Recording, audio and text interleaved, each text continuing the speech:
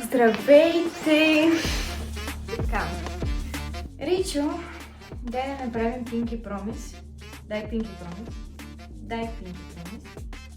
Pinky Promise, че няма да ми пречиш по време на това видео. Добре. Така, здравейте! Днес реших малко спонтанно да направя едно видео с покупки от Jumbo.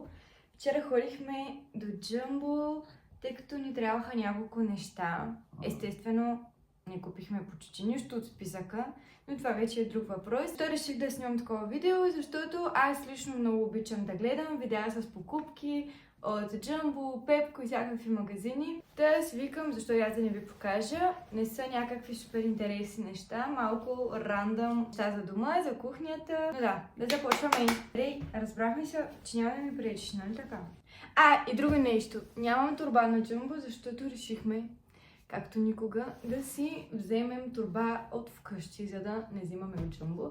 Та няма да е фенси видео с голяма торба. Така, добре, първото нещо, мисля, че след този продукт малкото хора, които гледат това видео, ще излязат, но взехме гевир, просто защото ни трябваше. Използваме го за паста, когато варим. За ориз няма да стане, тъй като е с много големи дупки, но за ориз използваме ситото и върши добра работа.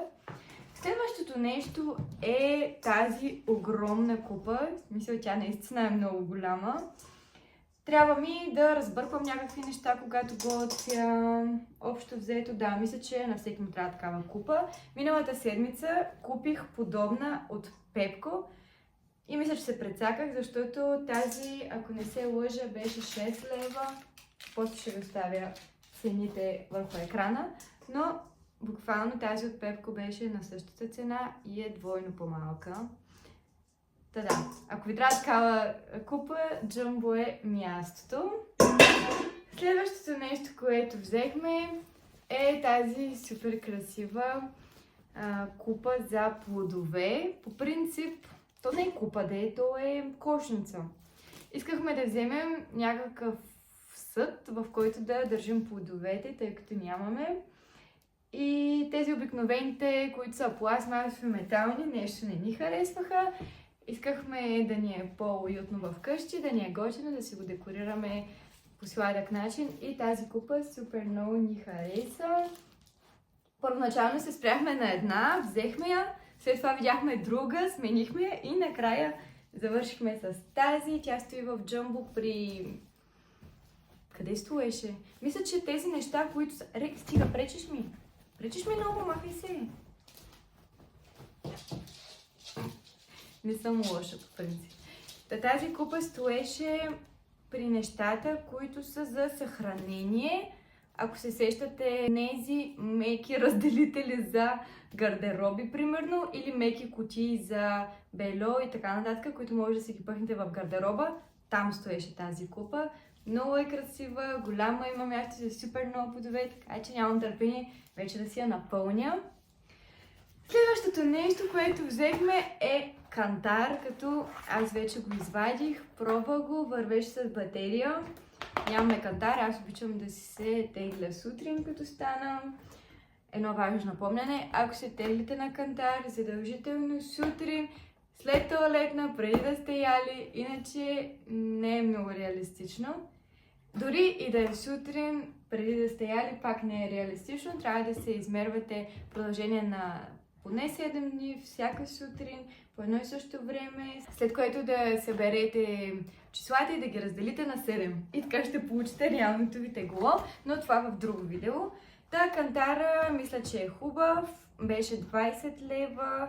Не знам защо взехме от Jumbo, като мисля, че на другите места цената е същата.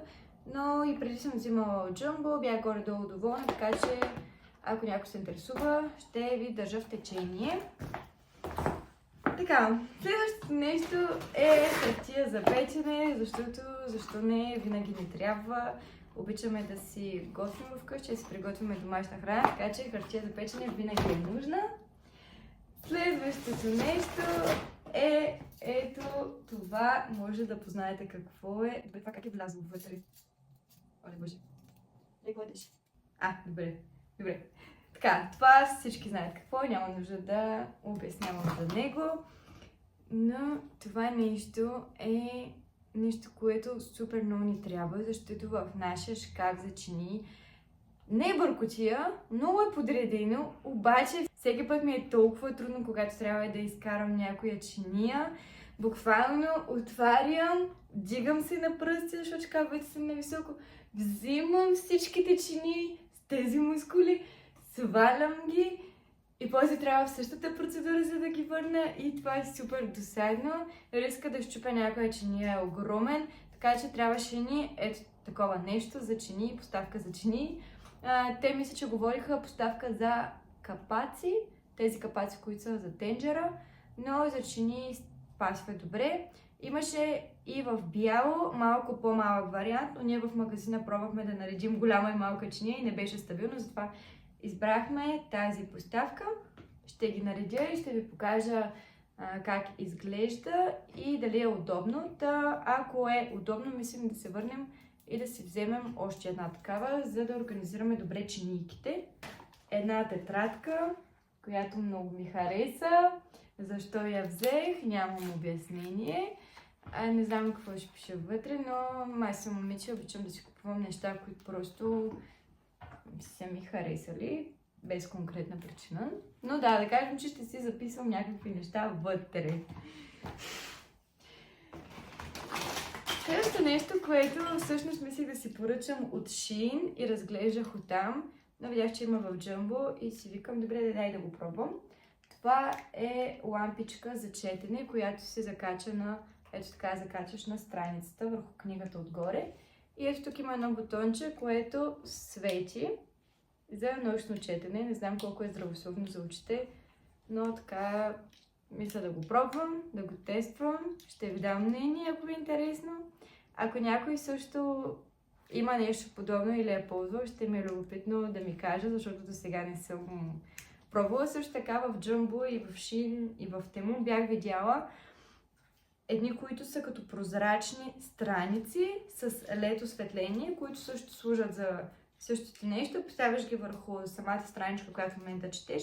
Но когато отворихме в Jumbo, за да видим какво точно представлява, не ми хареса, тъй като трябва все едно през едно стъкло да четеш. Не да четеш директно от страницата, ми през стъклото. Да, толкова за това.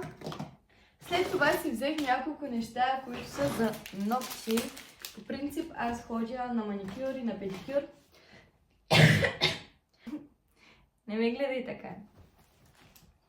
Изкашлях се. Така, по принцип аз ходя на маникюр и на педикюр и не си правя сама ногтите. Нито мога, нито имам желание, нито търпение и нерви.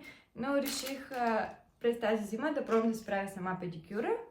И ще продължа да си ходя на маникюр. Та си взех за педикюр, взех пръстите на краката разделители. Всеки знае какво е. Взех си една пиличка за ногти, която между другото струваше 1 лев в Jumbo, докато в DM същата, абсолютно същата видях, беше 3 лева.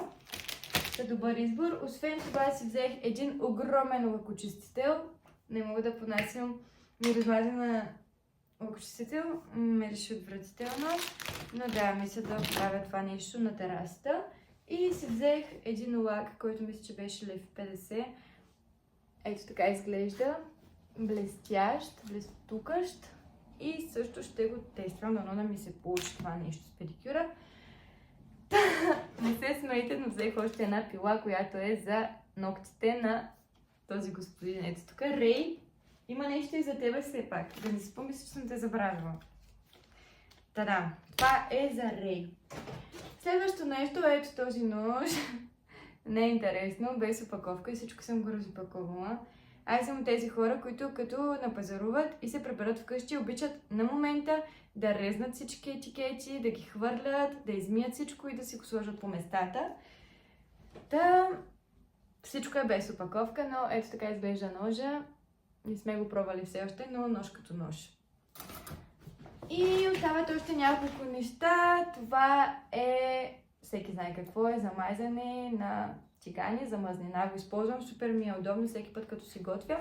Пръскам мазнина в тигана, след което разнасям с ето тази четка. Друго нещичко е, в списъка имахме да напазаруваме есенна декорация, но често казвам в Jumbo нямаше почти никаква есенна декорация. Имаше няколко неща, но не ми харесаха много. Но това беше толкова сладко, нямаше как да го взема. Това е една малка мини свещ в есенен стил и това е първото есенно нещо в къщи за тази година. И няколко супер смешни неща останаха. Даже не знам защо ви ги показвам. Ето това. Дори не знам какво е, приятеля ми го взе. Добре, това е за кабели. Това се закача примерно ето тук на леглото и кабел, с който зареждаме телефона, се пъха между ето тези силиконови ли са? Самозалепващи се органайзери за кабели. Да. За да не се скъса кабел. Ето тук се закача. Това нещо е за фугите в банята, да си ги отсветя. Приятеля ми каза, ето едно занимание за тебе, което ще ти е много приятно. Не знам колко ще ми е приятно, но аз обичам да се занимавам с такива неща. И това нещо пак го взе той за външната грама, да може да затваряме вратата, когато излизаме. И последни две неща са една солничка и пиперница. Пиперница, няма такава дума. За сол и за пипер. Сладки са, малки са, мисля, че са много удобни. Да. Не знам дали ви е било интересно, дали някой е останал до края, но така ми хрумна, така го усетих и да ви оставяме майки речи. Ай кажем чао, учи, че не ми пречи, само малко, кажи чао на хората. Чао, ще се видим в следващото видео, ако има такова.